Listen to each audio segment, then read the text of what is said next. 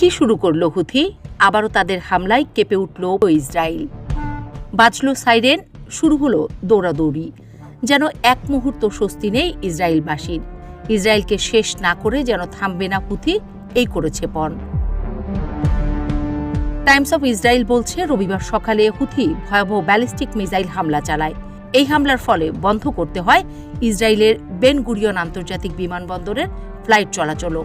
সারা দেশে বেজে ওঠে সাইরেন, জনগণ আশ্রয় নেয় নিরাপদ স্থানে। চ্যানেল 12 বলছে, রবিবার ইয়েমেন থেকে নিক্ষেপ করা মিসাইলটি প্রতিরোধ করেছে ইসরায়েলি সামরিক বাহিনী।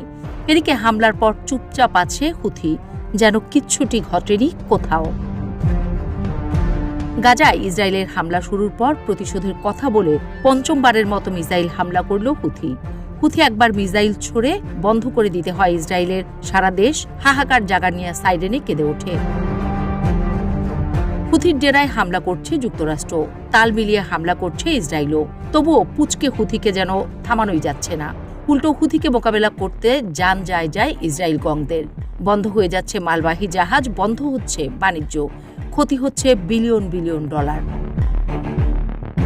দিন কয়েক আগে ট্রাম্প হাসতে হাসতে ইসরায়েলকে বলেছিল, হুথির উপর তোমরা হামলা করো না, আমাদের হাতে ছেড়ে দাও।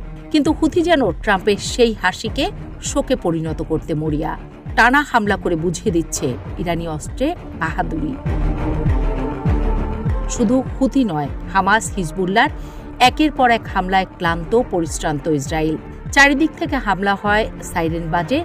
সেই সাইরেনের শব্দে গর্তে লুকিয়ে যেন প্রাণ বাঁচায় নেতানিয়াহুরা।